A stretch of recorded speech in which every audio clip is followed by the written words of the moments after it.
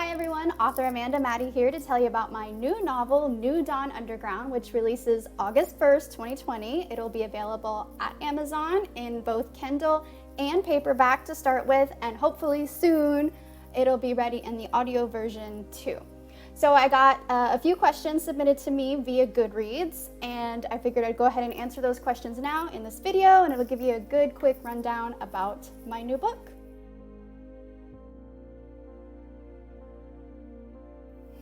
It's always fun to describe a 100,000 word book in 30 words or less, but everybody always asks you to do it.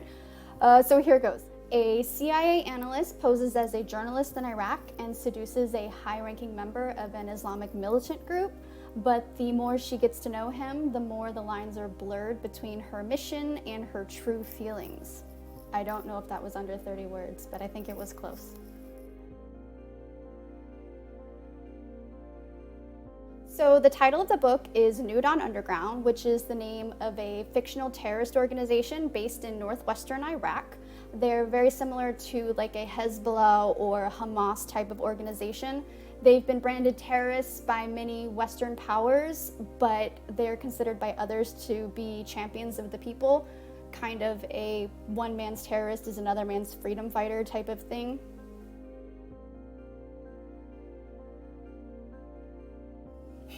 Actually, I'd say it's a pretty good combination of both. This book really has everything. It has action, it has romance, of course the whole underlying theme of counterterrorism, spies and all that good stuff.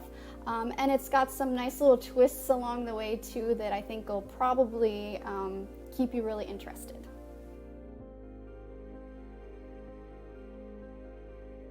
Well, it's a tale of revenge and the desperate need to seek justice, but realizing that not everything is always black and white, especially when it comes to politics in the Middle East.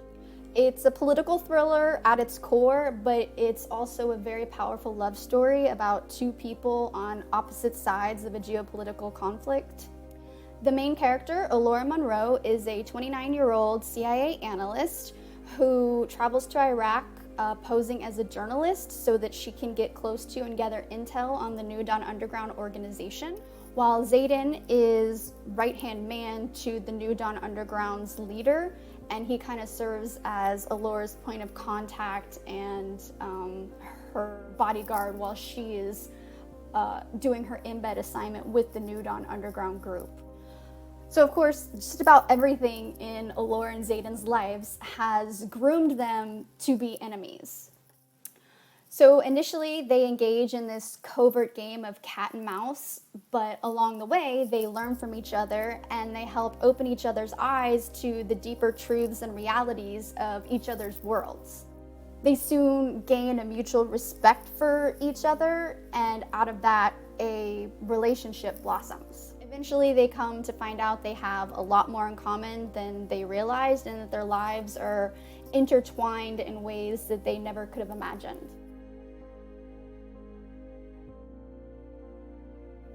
Yes, my first two books were both Iraq War memoirs. The first one was my story of my deployment to Iraq back in 2005, and the second book was my husband's story about his time working as a translator for US forces in Iraq. So when I was writing my nonfiction memoirs, it was challenging, but in my mind it was still doable, because when it comes to nonfiction, the story is there. Everything's written for you. You don't have to come up with anything out of your head. It all already exists. All you have to do is find a way to just collect it, remember it, organize it, and get it down on paper. I've always been in complete awe of these novelists who can just create a story out of thin air and just pull everything out of their heads. So every character, every detail, every plot point, everything is completely made up and fantasy. So I was like, man, I could never do that. I mean, my stories are written, you know, I know what's gonna happen and I don't have to think about anything, it's all there. But I realized, you know, well, that would be an interesting challenge. I wonder if I can do it. So of course, once I planted that seed in my head, me being hard-headed the way I am, I said, well, now I have to do it. So this is the result of that seed that I planted.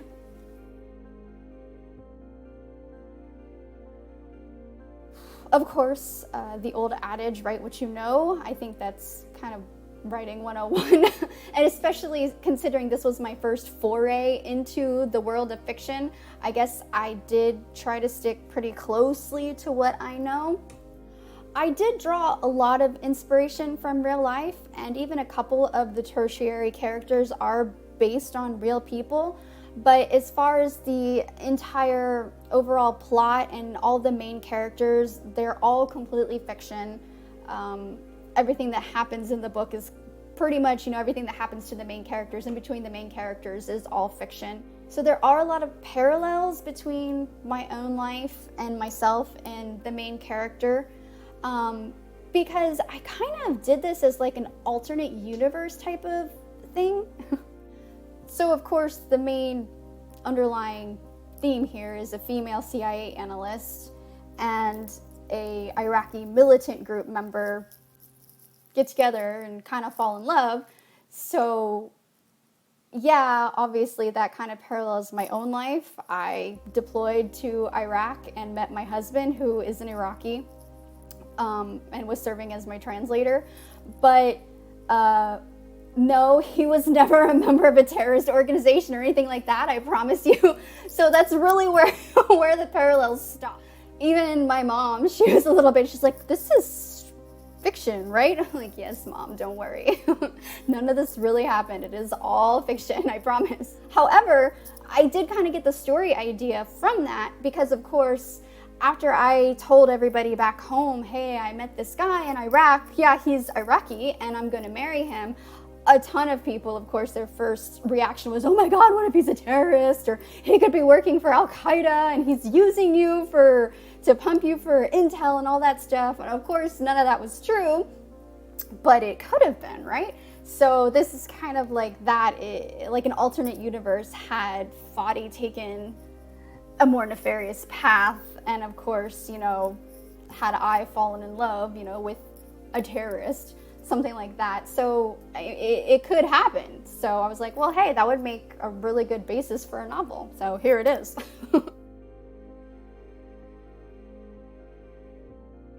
Well, I think it's every author's ultimate dream to see their book up on the big screen or any screen. Honestly, I think I would prefer to see this book made into a TV series like for Netflix or Hulu or something. I just think that a multi-episode show gives you a lot more opportunity to connect with the characters and really delve into the story more so than a movie. I think a movie is, if it's strictly just a fast action, bang, bang, bang, boom, type of thing, yeah, I think a 90-minute movie on the big screen is where it should be.